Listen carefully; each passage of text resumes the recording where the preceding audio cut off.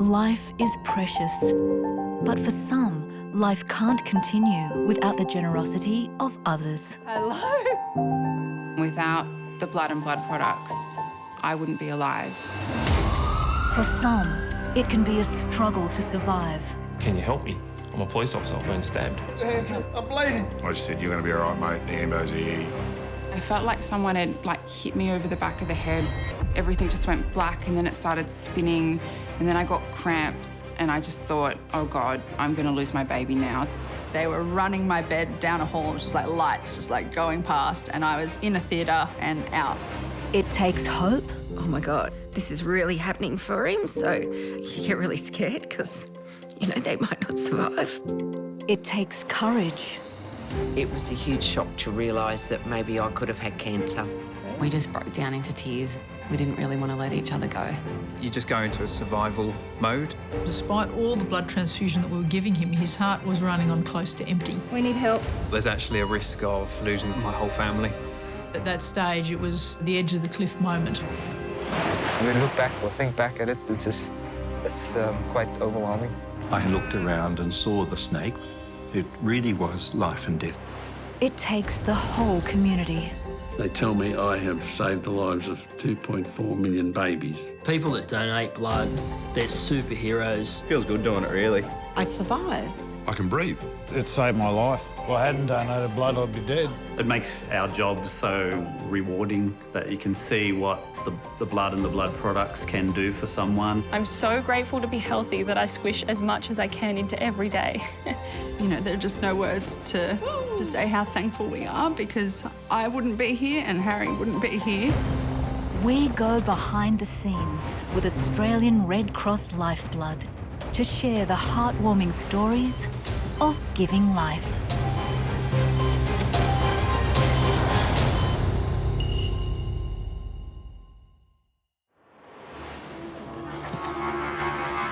Now on Giving Life, a desperate race to save a surfer's life. Am I ever going to see my husband again? A spur-of-the-moment decision leads to a life-changing discovery. If I hadn't donated blood, I'd be dead. And we follow the processing of blood, organ and breast milk donations. A lot of people don't know what happens to blood once it leaves the donor centre.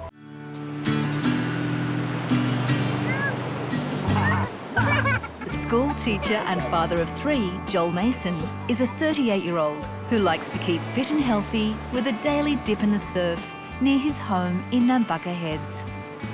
But in December 2018, the ocean almost took his life. I'd surf 2-3 times a day when I got the chance.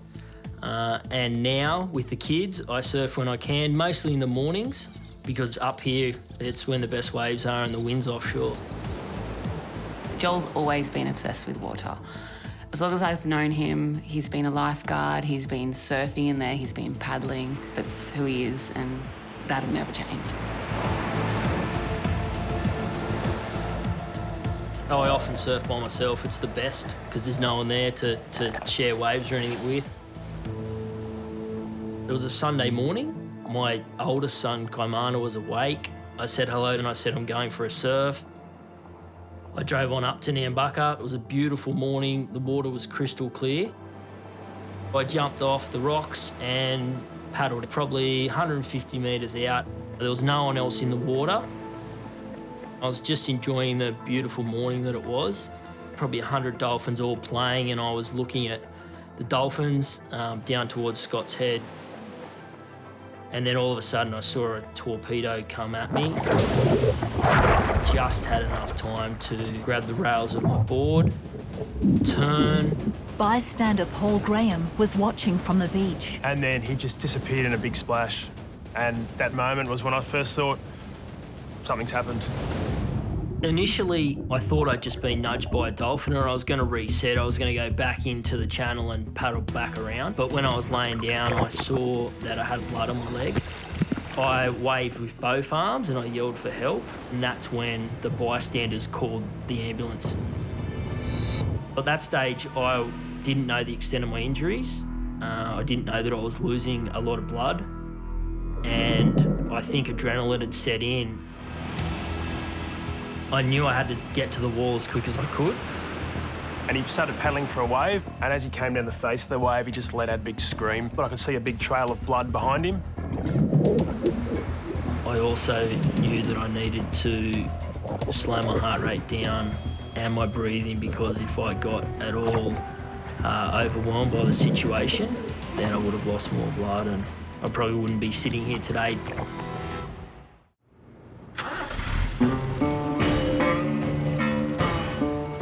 John Nixon works as a wool auctioneer in the Wagga area, travelling around the countryside inspecting wool.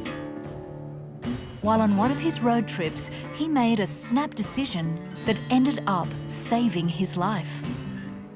8 years ago, I was living in Temora. I drove in on my lunch break, saw the Lifeblood van parked in the main street of Temora, decided to donate blood. Hadn't done it for a long time. I thought it was a good opportunity to do it, and found out my iron levels were that low that I shouldn't have been able to function. Part of the screening that we do before we take blood from somebody is we do a little finger prick test, and that's looking at something called your haemoglobin. The haemoglobin test is an indicator of iron levels, and John's were low. Now, normally when you take that, it's a dark red, like it would be if you cut yourself. But when I pricked John's finger, the blood that came out was like watered down cordial. And I did it again. I couldn't really believe what I was seeing. I'd never seen that in all the years that I've worked here. And I knew straight away that something was really badly wrong, but I didn't know what it was. So I said to John, you need to see your doctor straight away. And I was concerned enough to ring his GP and make sure that he got to see that doctor straight away. When I rang the surgery, the receptionist said, oh no, sorry, there's no appointments today. I said, no, this man needs to see the doctor today. Doctor said my iron levels were low, which indicated an internal bleed. She basically gave me a referral to a specialist in Wagga. I rang his home about 3 days later because I was worried about him and worried about how he'd got on. And when I rang, I spoke to his son, and his son said he was in Sydney. So I knew then that he was having some treatment. Had a colonoscopy. The doctor then, he referred me to another specialist. John was diagnosed with a condition called Lynch syndrome. Lynch syndrome is an inherited genetic mutation that gives rise to certain gastrointestinal cancers at a younger age than the general population. It's handed down generation to generation. There's a 50% chance every generation could have it. If they haven't got it, they can't pass it on. And if they have got it, which I obviously have, you can pass it on. It's come down through my mother's side. And Mum had a test, and she was on a cancer register.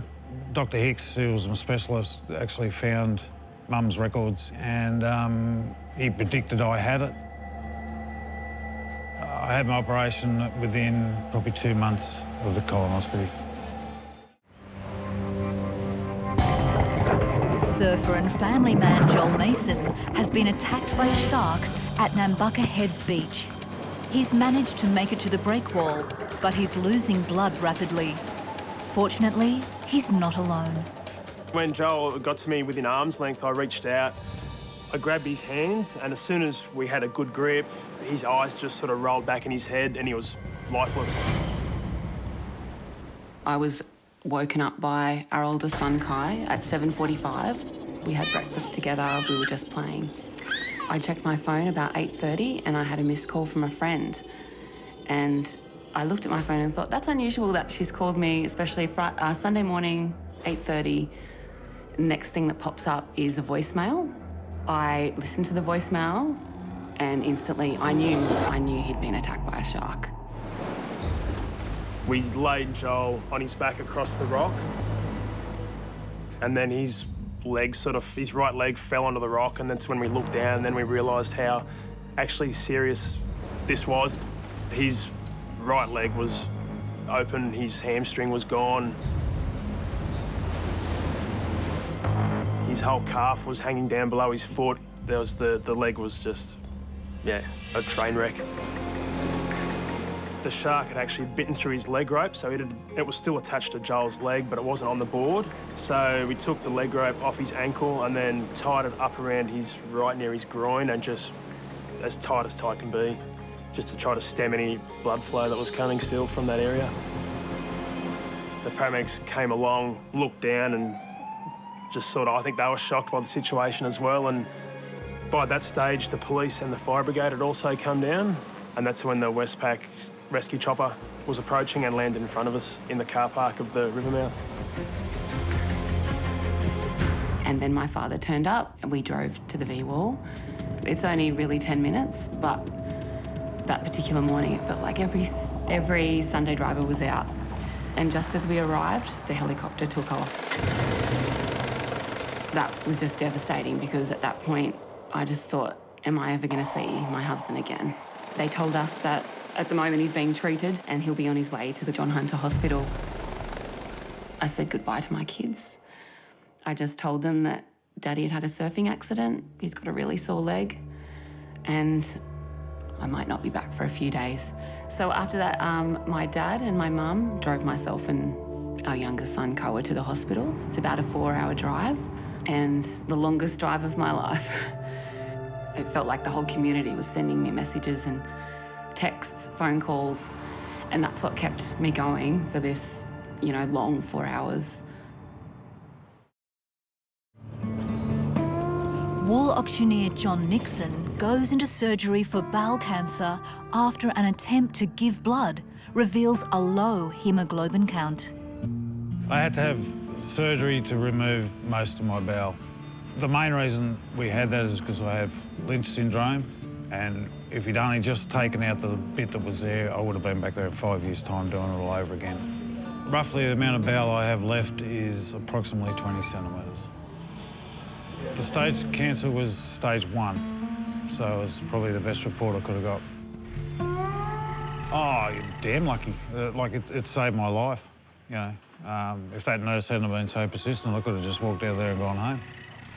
When you come and donate blood, every single time you come, we test for the nasties that we don't want to pass on. If you do plasma donation, we look at some other things. So if there's something badly abnormal, we're going to pick it up. The discovery that he could pass on cancer to his 3 sons set John on a mission. I can remember Mum telling me about the Lynch syndrome. I don't want to know. I was only 20-odd. I don't want to know about that, where these kids of mine need to know. I nag, get tested, not to, for themselves, but I've got grandkids. They need to know. In 2017, John's youngest son, Bradley, was diagnosed with bowel cancer. Basically, his cancer was hidden behind a scar, his appendix scar. My son, Bradley, he passed away on the 15th of March this year. He obviously had the Lynch syndrome gene. He's 22, he's too young. To say goodbye to his son is wrong in every way. You shouldn't be burying your own kids. Shark bite victim Joel Mason's life is in the balance as the rescue helicopter heads to John Hunter Hospital in Newcastle. So far, Joel has received a total of 12 units of blood. When we landed, I was lucky enough that my brother-in-law and sister-in-law live in Newcastle, and Nick had contacted them to come and see us, so we were able to FaceTime before surgery. So once again, I knew there was something wrong with my leg, but I didn't know the extent of my injuries. At that point, we had no idea, was he going to survive? Was I going to be able to speak to him again? My sister-in-law ran with her big pregnant belly, ran across the tarmac. I sort of froze. I didn't know what to say to Joel. I think I was in shock. I don't even know what I said to him, but yeah, it was a really important phone call before he went into his surgery. We knew Joel had been bitten very significantly and that he'd had resuscitation in the pre-hospital phase. He had teeth through the wound. We knew he needed urgent surgery, And we also had blood products available because we suspected that he'd need more blood. In total, Joel lost over 6 litres of blood, the equivalent of 12 donors. Joel had really extensive life-threatening injuries to his leg.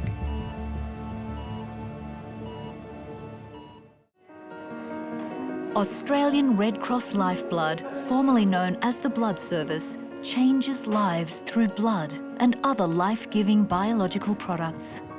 1 in 30 Australians, like Ben, donate blood every year, and one donation can help save up to 3 lives. A lot of my mates donate blood, and one day a mate come down and he goes, "You want to come donate blood with me?" I was like, "Oh yeah, why not?" And he goes, "You're doing the right thing by doing it, saving a few lives." And I was like, well, might as well have a crack too.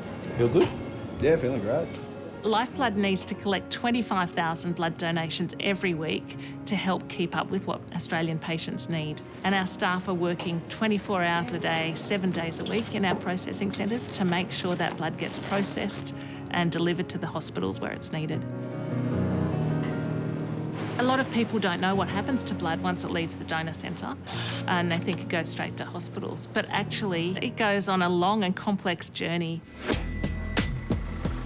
Every day, blood is flown and driven from donor centres all around the country to be processed.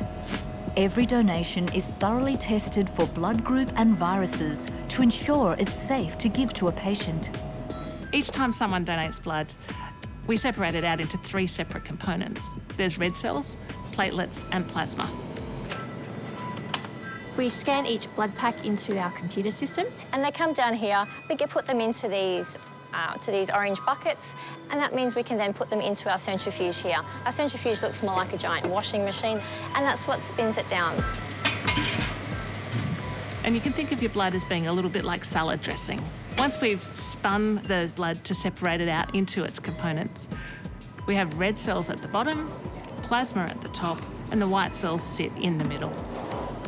Once the blood is centrifuged, it's put onto a pressing machine, which essentially squishes the pack, and the red cells are squished out the bottom into their own bag. The plasma is squished out the top into its own bag, and the shelf life of platelets is really short, which is why we need people to keep donating so that we don't run out of platelets. Once a donation's been given a clean bill of health, it's sent to a special holding area in our processing facility where our staff are ready and waiting to load it into trucks when hospitals order it. Working with Lifeblood, we get to see the best of humanity, from our lovely donors to our really caring staff who are all here because they want to change people's lives.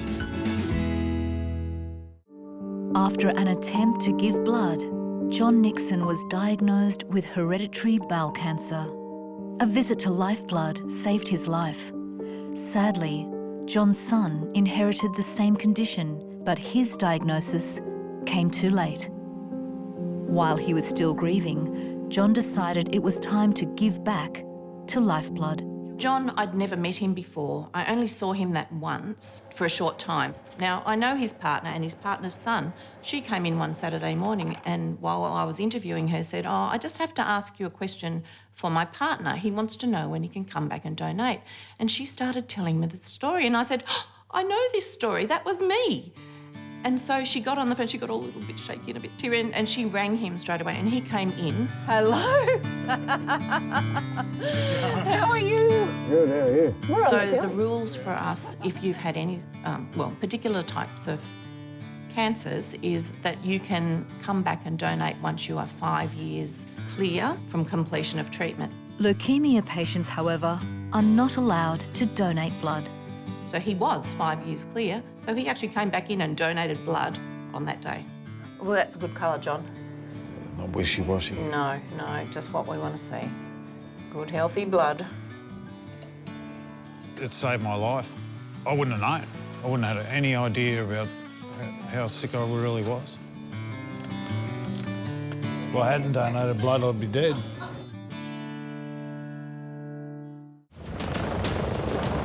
In Newcastle, surfer and family man Joel Mason has been in surgery for over 4 hours. His leg was severely mauled by a shark earlier that morning. For wife Nicole, it's an agonising wait after driving over 4 hours from Nambucca Heads. His first surgery was the most major, and that was his surgery for his life-threatening injuries, where we stopped his bleeding and repaired his tendons. Originally, I was worried, why is he in there so long? But they were comforting me, saying, it's okay, they're trying to save his leg. It's a good thing he's in there longer. Keep going, keep going. Okay, that's good. Yeah, I remember waking up, I was relieved. Number one was I was alive. Number two, that I still had my leg. We just broke down into tears and, yeah, it was extremely emotional. We didn't really want to let each other go. This clearly was a life-threatening injury. So not only is he lucky to have his leg, he's lucky to have his life. Whoa, are we super high? I am very lucky, and it's been a long journey, and it still is a long journey, and it will be for the rest of my life. But there's worse people off in this world than me.